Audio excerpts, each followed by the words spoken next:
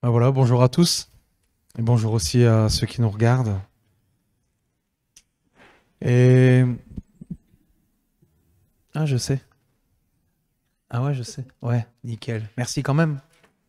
Vous pouvez pas oublier l'anniversaire de Anne, qu'on peut applaudir. Et je sais que c'est une femme de l'esprit qui combat et je suis vraiment heureux d'entendre qu'elle vit des choses dans sa vie et qu'elle a des témoignages et je pense qu'un jour elle nous en fera part. Merci Saint-Esprit, merci Seigneur, parce que nous savons que... Ah, autant pour moi.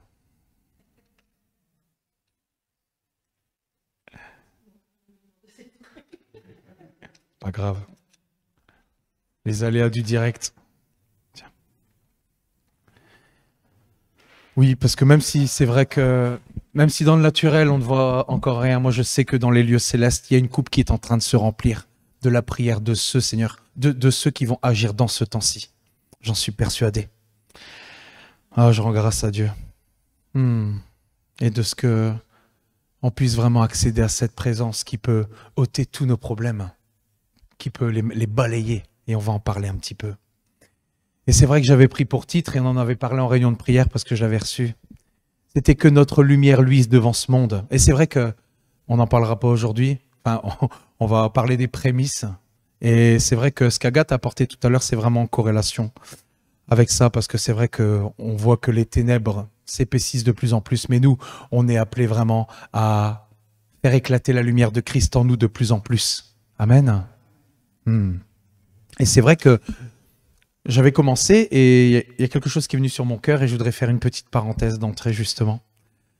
Et c'est vrai qu'en étudiant un peu plus près justement d'un point de vue naturel, parce qu'aujourd'hui on va parler de la lumière et des ténèbres. Et on voit que l'obscurité, j'ai regardé un petit peu, j'ai étudié et je me suis rendu compte que l'obscurité n'apporte rien. Parce que l'obscurité n'est même pas un état, en fait c'est juste l'absence de lumière. Et je vais vous apporter une petite histoire, et vous la connaissez certainement déjà. Et parce que l'obscurité, comme je dis, n'apporte rien de concret. Et si l'on parle, par exemple, au niveau météorologique, parce que bon, on peut en parler puisqu'on est quand même servi, on se rend compte que le monde environnant, quand il y est exposé, nous parle, quand il est exposé justement à du temps comme celui-ci, à des temps obscurs, je dirais, ils ont des ressentis et on entend tout autour de nous parler de personnes qui sont un peu dépressifs, un peu avec des ressentis négatifs, inquiétants, d'inconfort. Et ils disent des expressions du style, et c'est vrai quand ils se lèvent le matin, oh non, aujourd'hui je vais passer toute ma journée en pyjama, j'ai la flemme. Parce que c'est vrai que le temps, un temps comme ça, ne donne pas envie, ne permet pas qu'on puisse avoir du zèle. Et à contrario, Ecclésiaste nous dit justement, mais j'ai pas donné la référence, la lumière est douce et il est agréable aux yeux de voir le soleil. Et c'est vrai que quand on regarde le monde qui nous entoure et quand il est exposé au soleil, ils appellent ça l'activateur de bonne humeur. Car cette lumière a la capacité de stimuler les hormones du bien-être appelées sérotonine. Que cela nous influence positivement, que cette lumière renforce notre système immunitaire. Elle favorise la sécrétion aussi d'une hormone appelée mélatonine, c'est une petite parenthèse, qui permet justement de s'endormir avec plus de facilité le soir. Et enfin, un dernier bienfait, et c'est ce que beaucoup disent parfois, « Oh, aujourd'hui, je vais faire le plein de vitamine D ». Parce qu'on sait que le soleil aussi, vraiment, ça permet qu'on puisse sécréter cette vitamine. Et on en a besoin. Et justement, le fait, c'est que je parlais d'un point de vue naturel. Et quand on y réfléchit déjà d'un point de vue physique, on a déjà un indice sur ce qui est le meilleur pour nous. Amen. Même si c'est vrai que je me disais à ce moment-là, au moment où j'écrivais ces lignes, je me disais, Seigneur, heureusement que tu es dans nos vies, parce que sinon je pense que je serais dépressif. Quand on voit le temps, dans le climat qui nous entoure, on voit bien que c'est toujours fluctuant. On est au mois d'août et c'est terrible. Hein. Mais heureusement qu'on a la lumière de Dieu dans notre cœur. Et je rends grâce à Dieu de ce que sa grâce est venue jusqu'à nous. Et justement, je voudrais prendre avec vous un premier verset qui est dans Genèse 1, 3, 4. On l'avait pris, on va le prendre sous un autre angle, on l'avait pris il y a déjà 2 semaines, 3 semaines. On va commencer par le commencement. Dieu dit que la lumière soit et la lumière fut. Dieu vit que la lumière était bonne, et nous aussi. Et Dieu sépara la lumière d'avec les ténèbres. Et c'est vrai que pour commencer, je vais parler d'une histoire bien connue, qui a une connotation scientifique, et vous la connaissez certainement. Et c'est pour illustrer justement le verset que je viens de lire. C'était avec en fait un professeur universitaire qui avait défié ses étudiants avec une question qui demandait est-ce que ce qui existe, est-ce que tout ce qui existe, c'est Dieu qui l'a créé? Et il y a un étudiant qui se lève et qui avait du zèle et qui dit oui, Dieu a créé toutes choses. Et le professeur, justement, il lui répond si Dieu a tout créé, il a donc aussi créé le mal. Puisque le mal existe selon le principe de nos travaux qui définissent ce que nous sommes, alors Dieu est mauvais. Alors là, l'étudiant, justement, et je pense que vous connaissez cette histoire, l'étudiant, et tout d'un coup, il est silencieux et devant une telle réponse, il s'assoit. Et le professeur était vraiment heureux d'avoir pu sortir cette phrase à son étudiant pour prouver encore une fois que Dieu était mauvais et que Dieu était un mythe. Et justement, un autre étudiant lève la main à ce moment-là. Et il dit, je peux vous poser une question, professeur? Il dit, bien sûr, bien sûr. Et il était là tout content, tout zélé. Il dit, est-ce que le froid existe? Il dit, bien sûr qu'il existe. Il dit, vous n'avez jamais eu froid? Et le jeune homme répond, en fait, monsieur, le froid n'est pas un état, il n'existe pas. Selon la loi physique, ce que nous considérons le froid est en réalité l'absence de chaleur. Il n'y a pas d'état. Nous avons créé, justement, ce mot a été créé par rapport à ce que nous ressentons si nous n'avons aucune chaleur.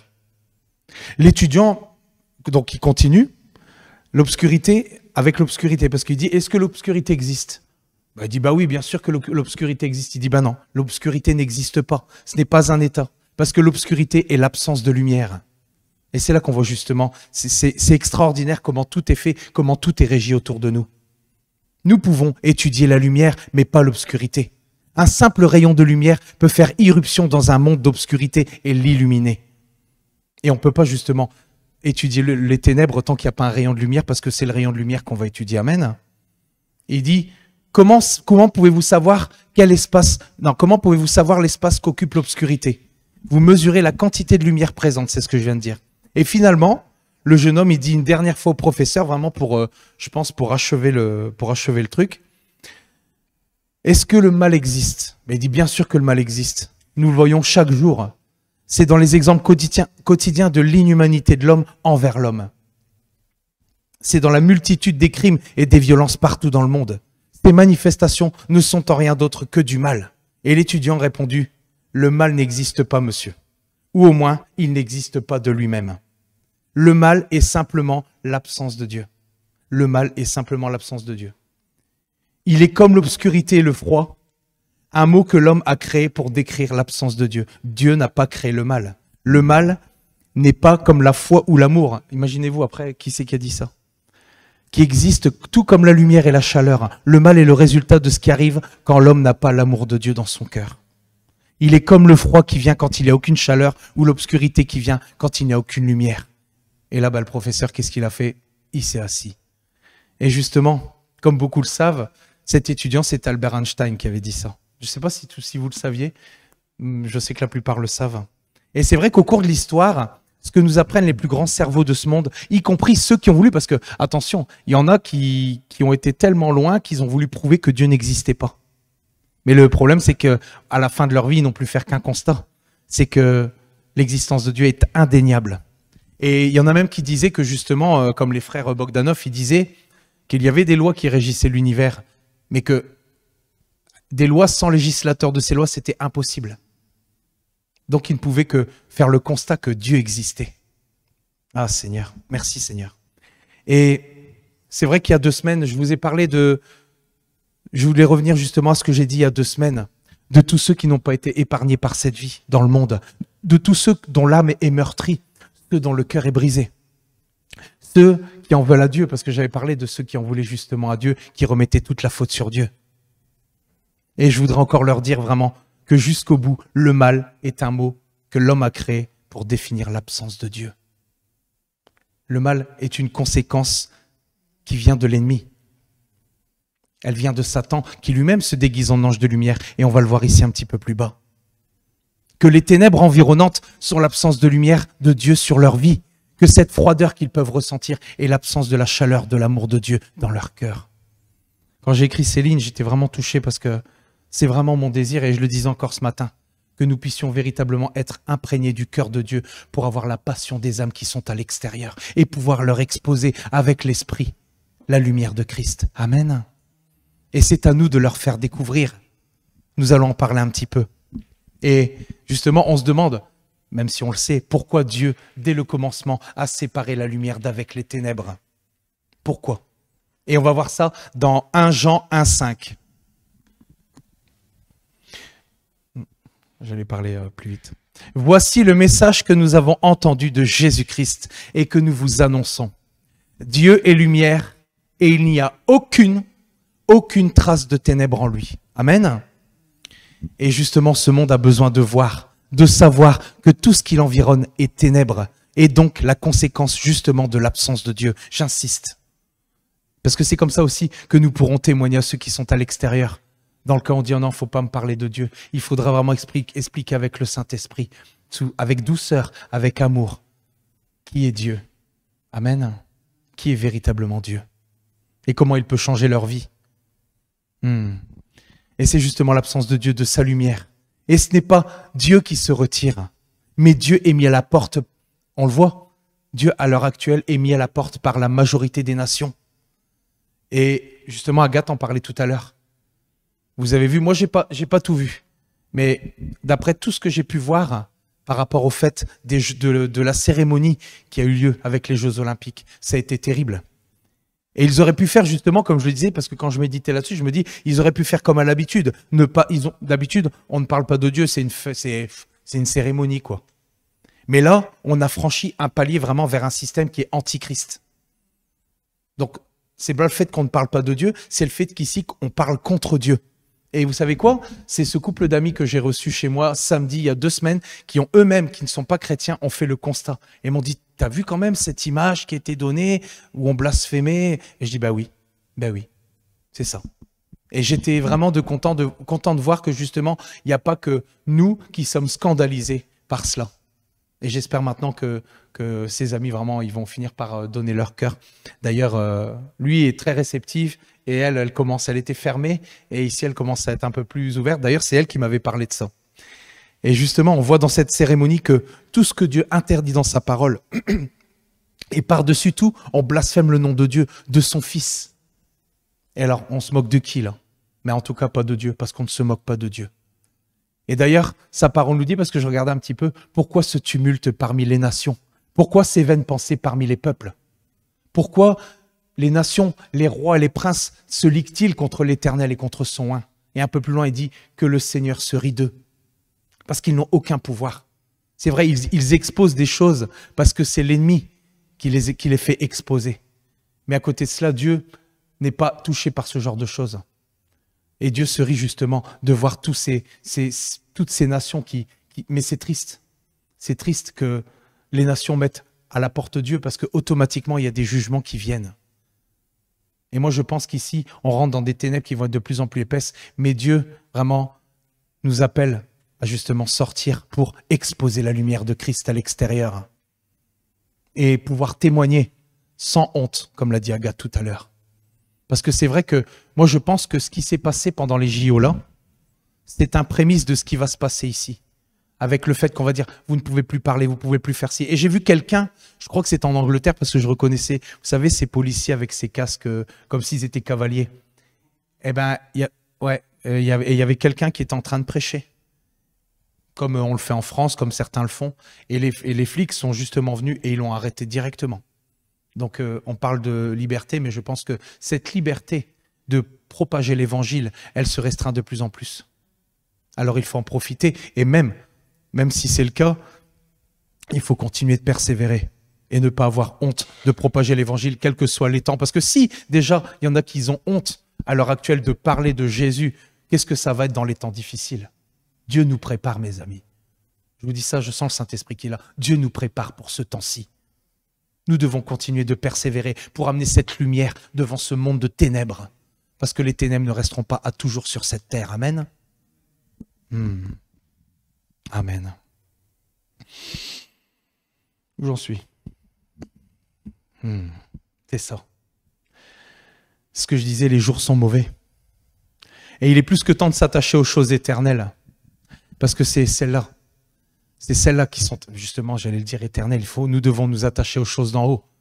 Si nous voulons que la lumière de Christ brille en nous, c'est la lumière du royaume des cieux et nous devons rester attachés à tout ce qui est en haut, attachés aux valeurs éternelles, attachés à toutes ces bénédictions qui sont dans les lieux célestes et que nous pouvons utiliser ici-bas par le Saint-Esprit, si nous suivons le Saint-Esprit. Et je lisais encore un verset ce matin, je crois, qui disait « Tous ceux qui sont conduits par l'Esprit de Dieu sont fils et filles de Dieu ». Mais là, c'était pas le même que enfant. Ça parlait d'une maturité. On parlait d'un fils, mais d'un fils à l'état d'homme fait. Un fils qui est mature. Amen. Et je me suis dit, waouh, quand même, la signification des mots dans la parole de Dieu, c'est important. Et je suis tellement heureux, je me délecte. C'est vrai que on est fatigué parfois parce qu'on prépare pendant des heures et des heures, mais à côté de ça, Dieu nous donne vraiment cette joie de préparer, ce zèle, et il nous donne de l'intelligence pour accomplir ce que nous avons à accomplir. C'est lui qui nous donne de l'intelligence, amen, par sa parole. Et on va en parler un petit peu plus bas, justement, de la lumière qui éclaire notre sentier, comme nous l'avons justement chanté tout à l'heure. Et c'est vrai que tout converge. Je ne suis pas, comme disaient certains ou comme disait Michel, un alarmiste, je ne veux pas faire peur, c'est juste une réalité. On sait que Dieu est à la porte. Et vous savez quoi? Ici, j'ai regardé 2 ou 3 témoignages, je passais comme ça, et c'était 2 ou 3 témoignages récents avec des enfants de Dieu qui disaient que voilà, ils avaient reçu de Christ qu'il fallait qu'ils annoncent que Dieu arrive. Dieu est à la porte. Les trompettes sont à la bouche. Amen. Ce n'est pas une blague. Nous devons préparer nos valises, comme l'a dit Agathe une fois. Nous devons nous laisser préparer. Nous devons nous abandonner à Christ. Et c'est pour ça que les épreuves sont là. On va en parler juste après. Je sais que c'est difficile, mais je vous dis, la meilleure chose nous attend. Le meilleur est devant nous. Alors continuons véritablement de persévérer. Amen. Et c'est ça. Jésus presse le cœur de ses enfants pour leur dire et dire à son peuple qu'il arrive, qu'il revient. Et justement, les nations mettent à la porte Jésus, alors que Jésus est à la porte. Je ne sais pas comment ça s'appelle, mais c'est pas marrant. Mais je veux dire, c'est terrible. C'est terrible. Et il y a un pasteur justement et un homme de Dieu qui habite à Jérusalem. Et lui-même nous parle d'un compte à rebours ici, il y a 2 semaines. C'est pasteur Ruings Holz, je crois, je ne sais pas bien prononcer son prénom, mais c'est quelqu'un qui est intègre, qui appartient à Dieu. Et en fait, cet homme-là habite à Jérusalem, donc il est bien au courant de tout ce qui se passe. Et il reparle de ce que Michel avait déjà parlé, du fait que la prophétie du figuier qui reverdit est en train de s'accomplir sous nos yeux, représentant vraiment la création de l'État d'Israël en 1948. Et il nous disait que justement, ici, et il est dit dans cette prophétie que cette génération ne passera pas, que tout cela n'arrive. Il se trouve que, mes amis, Israël a aujourd'hui 76 ans. Donc combien de temps nous reste-t-il avant que Jésus revienne? 4 ans, même 5 ans, 3 ans, on ne sait pas. On connaît le temps, on ne connaît pas la date et l'heure, mais Dieu nous a permis de connaître les temps dans lesquels il reviendrait. Amen. Donc continuons de veiller, de prier, de vaquer à la prière et de réclamer et plaider pour cette génération, parce que Dieu n'en a pas fini. Amen. Et comme je dis, je ne veux pas faire peur à personne, au contraire. Je pense que ceux qui sont en Christ, je pense que ceux qui vivent dans la lumière de Christ, ceux-là n'ont pas peur. Parce que ceux-là ont l'assurance d'être sauvés, ont l'assurance d'appartenir à Christ et de vivre avec lui pour l'éternité. J'ai cette assurance. J'ai cette assurance. Et comme l'a dit Agathe, nous avons hérité de cette justice parce que Dieu a donné sa vie et qu'il a pris le péché. Nous faisons parfois des erreurs, mais cela n'ôte pas notre justice. Mais Dieu nous demande d'avancer avec lui. Pas seulement d'accéder au salut, mais de travailler à notre salut. Amen. Ah, merci Seigneur. Et les ténèbres, justement, s'épaississent et le péché arrive de plus en plus à son comble. Et qu'est-ce qui se passe quand le péché arrive de plus en plus à son comble? Comme nous le voyons ici, tout ce qui est promu à la télé pour ne pas en parler, parce que sinon, je vais mettre ma vidéo en ligne pour rien, je vais me faire censurer. Mais quand on parle de Noé, quand on parle de Lot, le péché arrivait de plus en plus à son comble, il y avait des abominations de plus en plus. Et quand on disait, oh, bah ça ne peut pas être pire, et bien c'est encore pire. Et moi je pense qu'ici on arrive dans un temps où le péché arrive à son comble. Mais qu'est-ce qui se passe? Quand le péché arrive à son comble, il se passe ce qui s'est passé du temps de Noé. Dieu a refermé la porte. Et c'est ce qui va se passer ici dans cette génération. Alors continuons de propager l'évangile, quoi qu'il nous en coûte. Et continuons de persévérer, parce que nous sommes plus près de la fin que du début. Amen. Amen. Et comme je le disais tantôt, si jamais chacun pouvait s'imaginer que tout le plan de Dieu, parce que c'est vrai qu'on dit parfois, C'est vrai qu'on l'a déjà dit, on l'a déjà tous dit, je pense. Oh, le monde ne tourne pas autour de toi. Tout ne tourne pas autour de toi. Mais moi, je vous dis qu'avec Dieu, tout son plan, tout ce qu'il a fait tourne autour de nous. Amen. Tout tourne autour de nous. Nous sommes, chacun est le centre d'attention de Dieu. Amen. Que Jésus, justement, Seigneur Jésus, c'est ce que je disais tout à l'heure, qu'il a été privé de son statut de fils pour endosser notre responsabilité, afin que nous puissions revêtir ce statut. Parce que lui, il a perdu le temps. Et je pense que ça a été la pire chose qu'il a pu vivre quand il était ici sur terre. Parce que jamais il n'avait quitté le Père. Jamais il n'y a eu d'absence dans leur communion. Parce qu'ils ne font qu'un. Amen. Nous devons apprendre véritablement à gérer le peu de temps qu'il nous reste ici-bas et à faire fructifier le talent ou les talents que Dieu nous a donnés. Et justement pour annoncer aux perdus qu'ils ne sont pas orphelins et qu'ils sont enfants de Dieu, qu'ils ont un Père. Amen. Un seul chemin, un seul sentier, une seule lumière éclaire vers la vie éternelle. Et justement, ce que je disais, c'est que Jean, justement, l'affirme et il annonce la couleur dans Jean 1,9.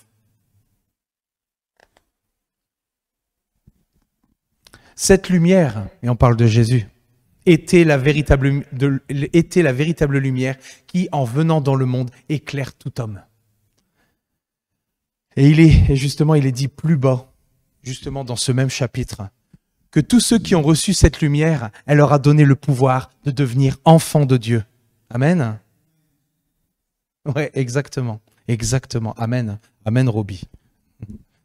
Et à un autre endroit, dans Jésus 8,12, il nous est dit, Jésus leur parla de nouveau et dit, je suis la lumière du monde. Celui qui me suit ne marchera pas dans les ténèbres, mais il aura la lumière de la vie. Et justement, nous parlions justement avec Rosemary il y a 1 ou 2 semaines, que parfois quand Jésus donnait un message, quand il prêchait un message, il y avait une fête juive qui se déroulait à ce moment-là. Il y avait parfois des... Et c'est vrai que moi, je m'étais jamais fait le rapprochement de savoir que quand parfois il prêchait, bah oui, j'en en apprends tous les jours et jusqu'à la fin, j'en apprendrai encore. Et justement, qu'il y avait des fêtes juives qui se déroulaient au moment où il prêchait au peuple. Et pour replacer justement ce verset dans le contexte, où il dit « Je suis la lumière du monde, et celui qui me suit ne marchera pas dans les ténèbres, mais il aura la lumière de la vie », eh ben, nous savons que justement dans le désert, le peuple hébreu suivait la colonne de feu qui ouvrait sa marche dans les ténèbres de la nuit. Et lorsque Jésus donne cette révélation de qui il est, ce n'est pas un hasard, c'est pile poil au moment de la fête des cabanes, où les Juifs se remémoraient cette histoire par une procession au flambeau. Ah, j'ai trouvé ça vraiment extraordinaire. Et je me dis, voilà le contexte. Des fois, on voyait pas des fois comment des versets avaient été placés à certains endroits dans la parole de Dieu. On se disait, mais ça corrobore pas, ça suit pas. Mais en fait, totalement. Et là, à ce moment-là, il le dit, celui qui me suit ne marchera pas dans les ténèbres, mais il aura la lumière de la vie. Mais quelle préfiguration, quelle image. On voit vraiment qu'il y a des trésors à trouver dans l'Ancien Testament. Et Agathe nous a encore fait part de trésors la semaine dernière quand elle a prêché. Et il est la colonne de feu qui nous guide à travers notre voyage ici-bas. Amen. Nous ne devons pas négliger cela. Nous avons un Dieu extraordinaire. Il a pensé à tout. Comment le monde... c'est parce qu'il n'a pas conscience. Mais comment beaucoup peuvent dire que la Bible est fausse, que quand on voit tout ce qui est extraordinaire, c'est... Waouh, moi je trouve ça extraordinaire et je n'ai jamais autant découvert que depuis ces 2 dernières années. Et je rends grâce à Dieu. Même si c'est pas toujours facile, je rends grâce à Dieu de ce que nous sommes utilisés pour apporter la bonne nouvelle, apporter la parole de Dieu, la vérité, l'amour de Dieu. Merci Seigneur.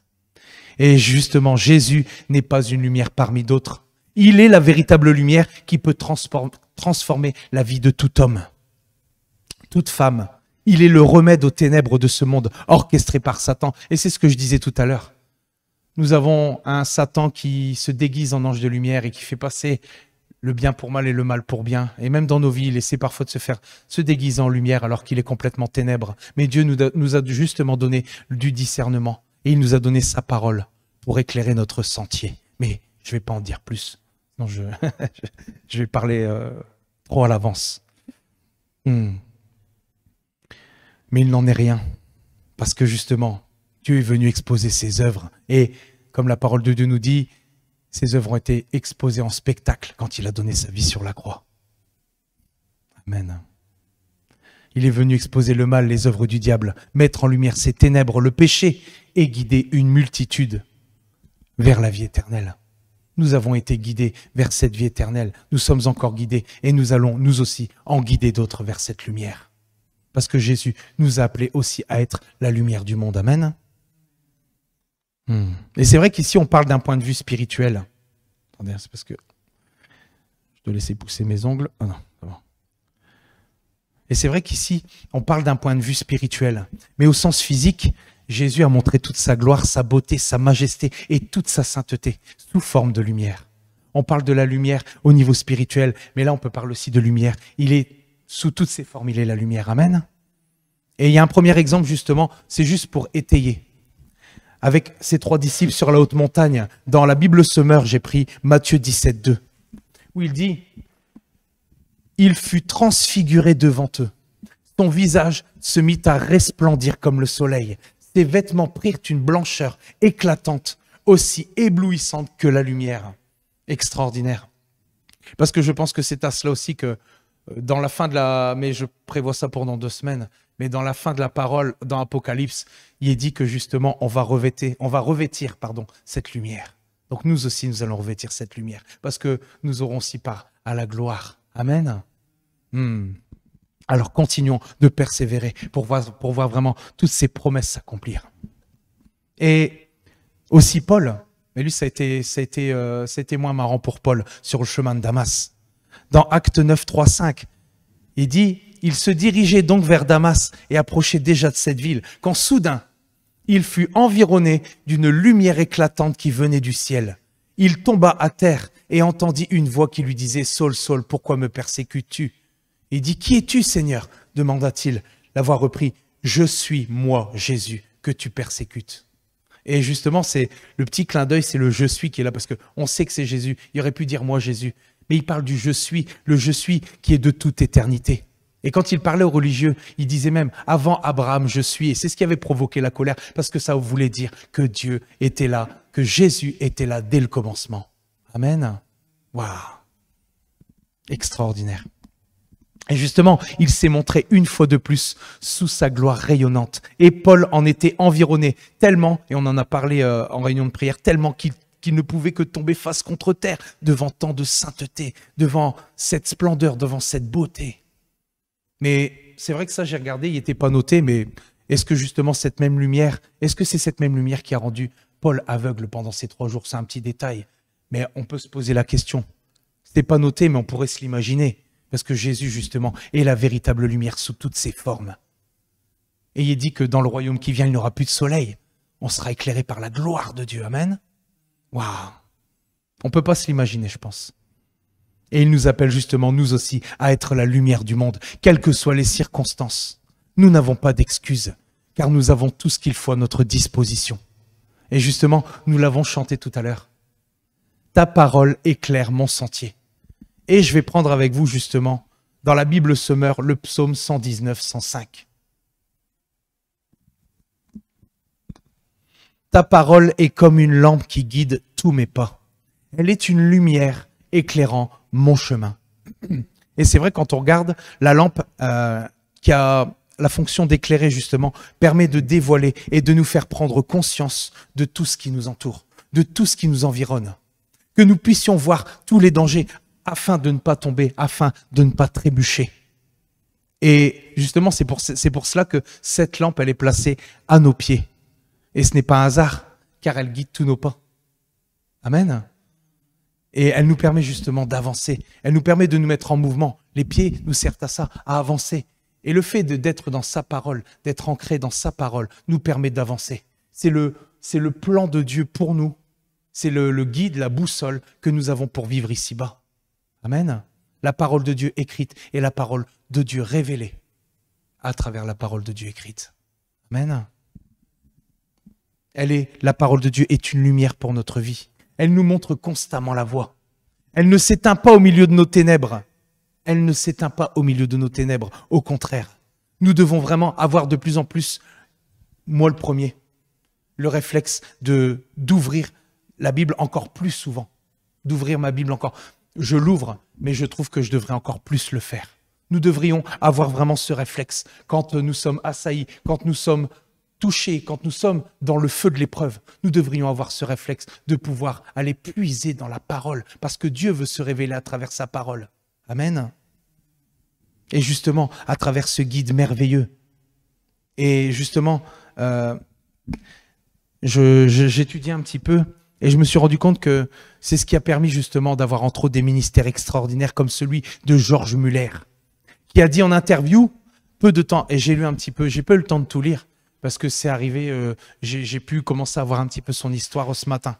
Donc ce matin, vers 5h, 6h, quoi.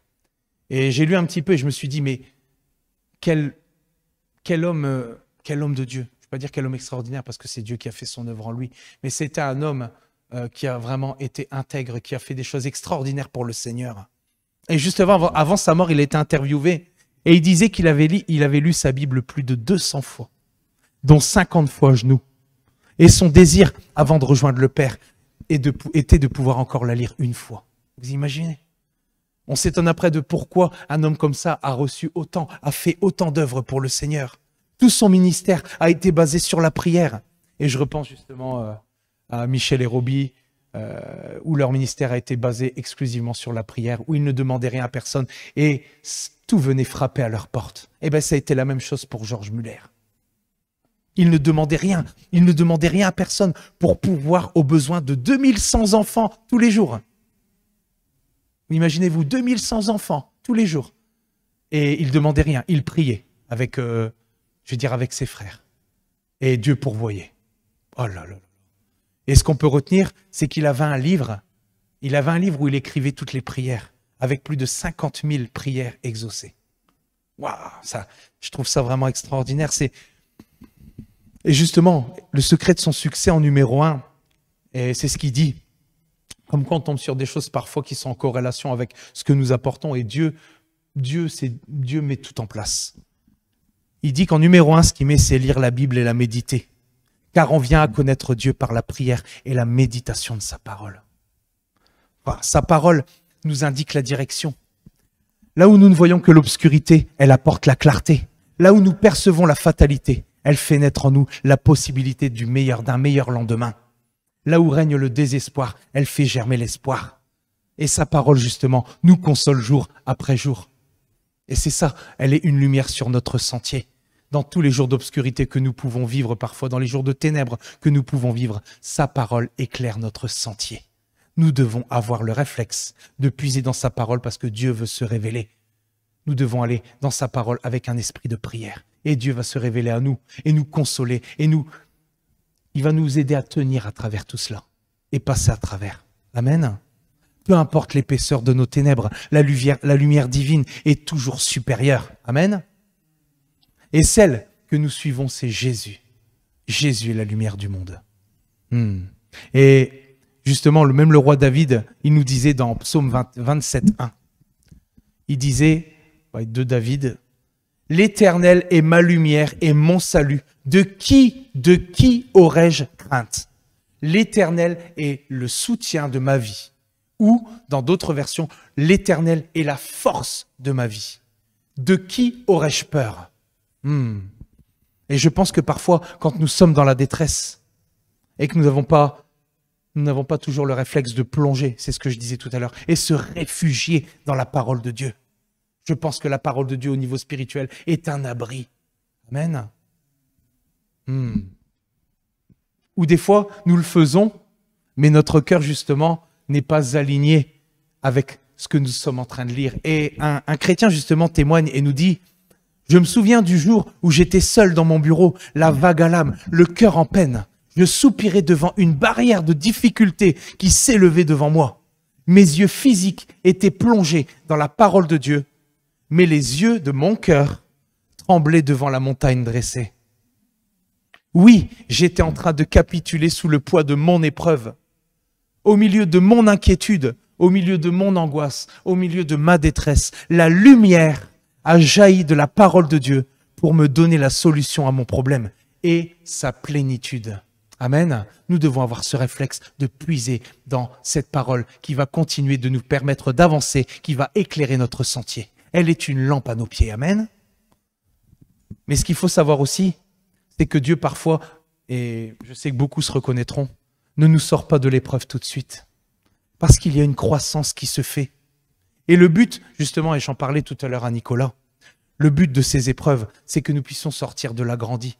Je pense que, oui, nous avons, comme disait tout à l'heure mon ami, nous apprenons la patience dans l'épreuve.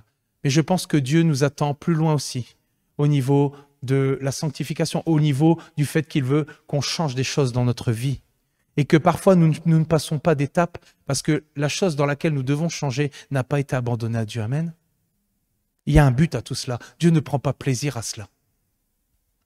Et je m'en rends compte de plus en plus. Pour que nous puissions, et c'est ce que je disais tout à l'heure, ceux qui sont conduits par l'Esprit de Dieu sont appelés fils et filles de Dieu, pour que nous puissions être plus matures dans la foi. Et George Muller nous donne encore une clé juste après. Si nous voulons voir croître notre foi, il ne faut pas chercher à éviter ce qui la met à l'épreuve et dont elle peut sortir grandie. En outre, pour que notre foi se renforce, il faut que nous laissions Dieu agir pour nous à l'heure de l'épreuve et non nous efforcer de trouver notre propre libération. Ça ne marchera pas. Si le chrétien désire posséder une grande foi, il doit laisser à Dieu le temps de faire son œuvre. En nous, comme le chant se dit. Il doit laisser le temps de faire... Donc nous devons laisser à Dieu le temps de faire son œuvre en nous. De nous transformer, de pratiquer ce changement que Dieu veut. Amen. Et ce n'est pas pour notre mal, c'est pour notre bien. Parce que Dieu ne ment pas, tout concourt vers le bien de ceux qu'il aime. Amen. Et pendant le temps de la détresse, sa parole nous dit qu'il nous donne la force nécessaire pour y faire face. Et c'est à nous de puiser cette force. Parce que nous savons que la chair est là, et la chair, elle a tendance à vouloir se morfondre. La chair a toujours tendance à vouloir se décourager, à reculer de plus en plus de la lumière et s'enfoncer dans les ténèbres. Mais avec cette lumière dont nous sommes éclairés par sa parole, nous pouvons vraiment sortir de toutes les situations. Parce que à travers elle, il nous donne la force. À travers elle, il nous fortifie, il nous console. Le Saint-Esprit est appelé le consolateur. À travers sa parole, il nous console, il nous donne sa joie, sa paix. Et c'est drôle parce que justement, j'ai eu une image qui est venue dans mon esprit. J'ai eu une image qui est venue dans mon esprit et en fait, je voyais comme un ouragan. Je l'ai noté parce que j'ai besoin de... Des fois, en fait, on a des choses qui viennent sur notre cœur ou on a des choses qui viennent dans notre pensée, une image, et parfois, on oublie un petit peu le sens. Et c'est pour ça qu'ici, je l'ai écrit, en fait. Et en fait, je voyais comme un ouragan, et justement, je me vois dans cette tempête, et de l'épreuve qui fait rage dans cet ouragan. Et à tout moment, parce que je puise, Dieu m'emmène dans l'œil du cyclone. Et vous savez ce que c'est l'œil du cyclone? C'est la zone qui est calme au cœur du tumulte. Wow! Et je me suis dit, Seigneur, ça vient de toi. C'est vraiment un Dieu extraordinaire. C'est un Dieu extraordinaire, hein. Il n'y a rien à faire, hein. Rien à faire. Et je veux le proclamer tous les jours de ma vie. C'est cette zone qui est calme au cœur du tumulte. Et je vois toute la détresse à ce moment-là et les soucis qui volent autour de moi. Je ne suis pas atteint. Parce que la détresse à ce moment-là, elle laisse place à la paix de Dieu dans mon cœur. Elle laisse place au repos, elle laisse place au calme. Et c'est à ce moment-là que je reçois sa force pour continuité. Que je reçois sa force pour continuer, pour persévérer. Parce que justement, la parole de Dieu nous dit que c'est dans le calme et le repos que nous puisons notre force. Mais c'est Dieu qui nous donne sa force. Amen. Oh là là. Pour continuer justement lorsque je retourne dans l'ouragan de l'épreuve, entre guillemets. Et je trouve ça extraordinaire ce que Dieu met sur nos cœurs parfois, à moi, à Agathe et à d'autres aussi. Parce que c'est ça, nous devons nous consoler les uns les autres, nous devons nous exhorter les uns les autres, nous devons nous encourager les uns les autres. Parce que Dieu met sur notre cœur, amen. Ce n'est pas juste une question humaine de dire on est bien ensemble. Non, c'est vraiment Dieu qui est là et c'est Dieu qui agit au milieu de nous. Et il veut nous encourager encore. Amen. Alors continuons de persévérer parce que ça en vaut la peine. Cette pasteur le disait, que nous serions prêts à payer 100 fois le prix si nous mesurions, si nos limites étaient étendues à celle de Dieu. Amen. C'est dans le calme et la confiance en lui et en sa parole que nous puiserons notre force. Amen. J'insiste. Donc si nous sommes abattus par les ténèbres de notre vie, ouvrons la parole de Dieu. Méditons-la et avec un esprit de prière, réclamons au Saint-Esprit. Parce qu'il veut le faire. Amen. Il veut qu'on dépende de lui justement. Parce que quand je suis faible, c'est alors que je suis fort.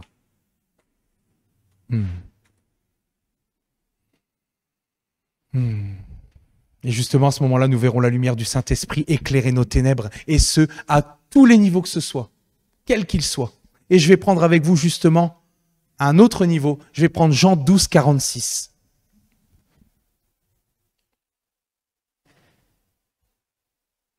Je suis venu comme une lumière dans le monde, afin que quiconque croit en moi ne demeure pas dans les ténèbres. Qu'est-ce que ça veut dire? Et d'ailleurs, le prophète, petit clin d'œil, le prophète Samuel, il dira dans 2 Samuel 22, 29, « Oui, tu es ma lumière », et dans d'autres versions, « ma lampe ». « Oui, tu es ma lumière, ô Éternel. L'Éternel éclaire mes ténèbres. » Amen. Nous avons vu justement que Jésus éclaire non seulement ce qui est devant nous et autour de nous, mais il éclaire aussi en nous. C'est lui qui sonde les reins, c'est lui qui sonde les cœurs. Et Job dira même, et je n'ai pas pris la référence, il met à découvert ce qui est caché dans les ténèbres, il produit à la lumière l'ombre de la mort. Le Seigneur met en lumière ce qu'il y a de plus profond en nous.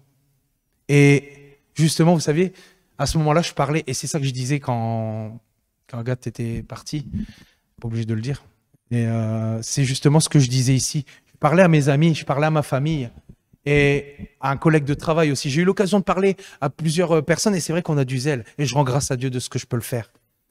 Et vous savez que je leur disais, parce que justement, ils me disent, oui, mais t'imagines, il y a quand même des personnes qui sont bonnes dans le monde, il y a quand même des personnes qui sont gentilles. Et c'est vrai, il y en a, on dit souvent et on en parle, il leur manque que Christ dans la vie, comme quand vous étiez partis.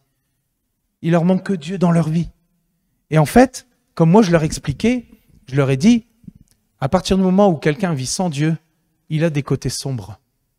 Même s'il est gentil, tout ce qu'il veut, il y a toujours des côtés sombres. Parce que tant qu'il n'a pas été éclairé par la lumière de Christ, il reste dans les ténèbres. Et vous savez quoi? Ces personnes, ces 2 amis qui sont extrêmement gentils, eh ben, ils m'ont dit oui, c'est vrai. Comme si ils savaient à ce moment-là de quoi je parlais. Parce que c'est comme ça. Il n'y a que Jésus qui peut nous libérer de ces ténèbres. Amen. Waouh. Et c'est tous des petits témoignages comme ça que j'apporte mais je sens vraiment que à ce moment-là, le Saint-Esprit est avec moi parce que j'ai envie de témoigner de sa grâce. J'ai envie de voir d'autres venir à Christ et d'être sauvés. Amen. Et je pense qu'on est tous dans cette situation ici. On a faim et soif de voir une nouvelle génération entrer dans sa destinée. Amen. Merci Seigneur. Et je vais prendre justement avec vous le psaume 98 qui nous dit et qui confirme, tu mets devant toi nos iniquités et à la lumière de ta face nos fautes cachées.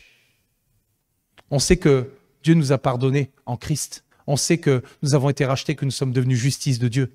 Mais comme je le disais la dernière fois, nous avons hérité de la vaine manière de vivre de nos ancêtres et nous sommes appelés à nous libérer spirituellement de toutes ces choses-là parce qu'il y a une nature en nous qui est opposée et c'est celle-là que Dieu veut éradiquer.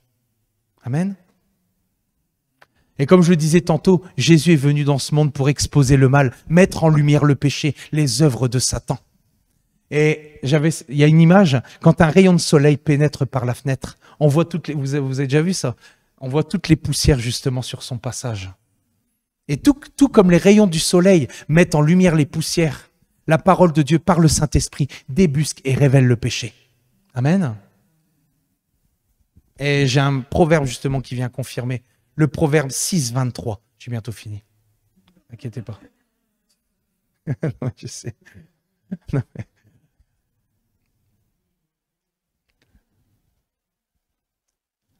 Alors il dit, car le précepte, on peut parler de commandement, de règles, car le précepte est une lampe et l'enseignement est une lumière et les avertissements de la correction sont le chemin de la vie. Amen. Nous devons véritablement laisser le Saint-Esprit œuvrer en nous. Laissons-le nous éclairer pour débusquer, afin que nous puissions vraiment mettre la chair à mort à chaque fois que nous la voyons se pointer.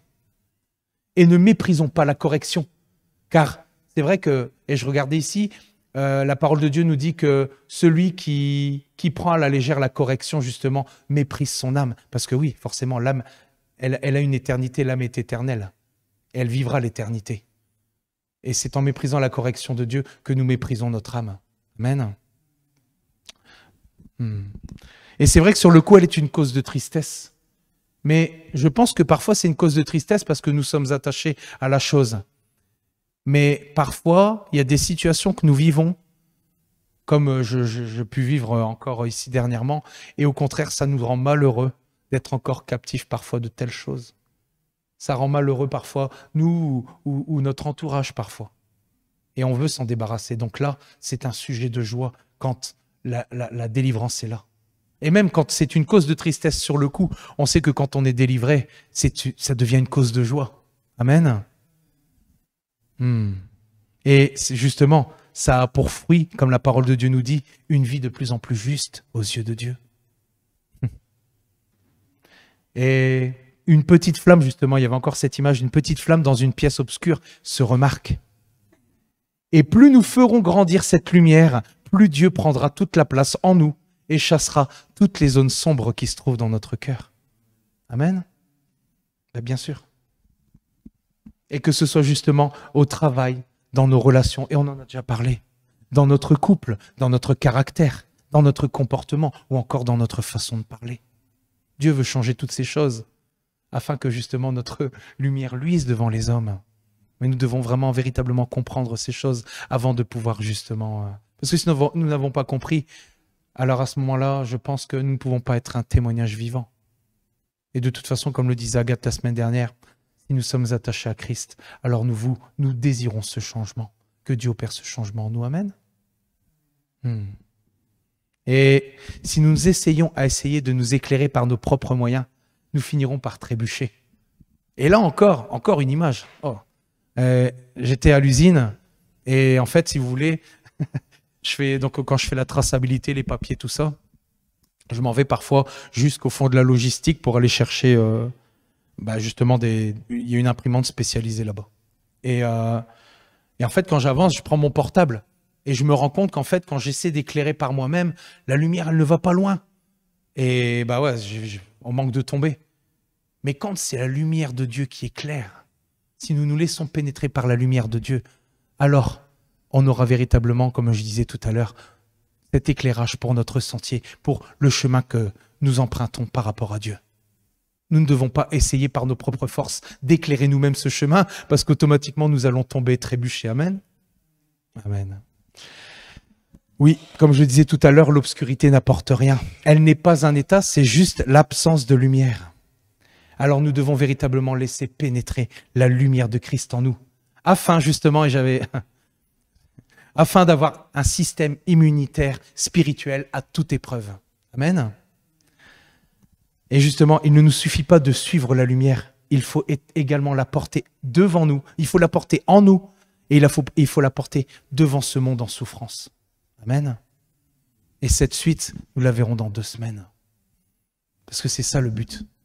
Et j'avais vraiment ce quelqu'un qui parlait, et je voulais me l'approprier parce que c'est exactement ma façon de penser.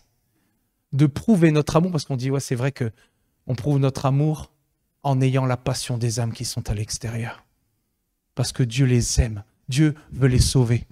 Et je veux véritablement qu'il dépose cette passion de la vérité dans chacun de nos cœurs. Parce que ça doit devenir notre but numéro 1. Et si nous sommes véritablement en unité et que c'est Christ le lien qui nous unit, moi je vous dis, on va casser la baraque. C'est façon de parler, mais on va véritablement faire des dégâts dans le royaume ennemi. Ouais. On va faire des dégâts, on va faire reculer les ténèbres. Et on va faire avancer cette lumière au milieu des ténèbres. Il y a des choses qui doivent arriver, mais l'ennemi a un plan, mais Dieu a un plan aussi. Amen. Voilà. Je vous souhaite véritablement un bon dimanche. Je vous dis à demain pour la réunion de prière, pour tous ceux qui peuvent venir, parce que je sais que nous accumulons véritablement une coupe de prière que Dieu va bientôt déverser pour cette ville, pour les gens du dehors, afin que eux aussi puissent hériter du salut.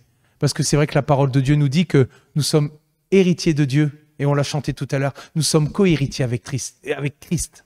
Et nous avons hérité, nous héritons d'une part de la gloire, mais nous héritons aussi des souffrances. Parce que nous devons aussi avoir communion aux souffrances de Christ, mais ce n'est pas pour notre mal. Amen. C'est pour que nous soyons dépendants de Dieu de plus en plus et que nous puissions être comme Jean. Et il y avait cette image qui était là, où on voit Jean qui est posé sur le cœur, qui est posé sur Jésus, que nous puissions aussi avoir notre tête posée sur le cœur de Jésus constamment pour écouter ce qu'il nous dit. Amen. Amen. Soyez bénis abondamment et je vous dis à lundi, à demain. Amen.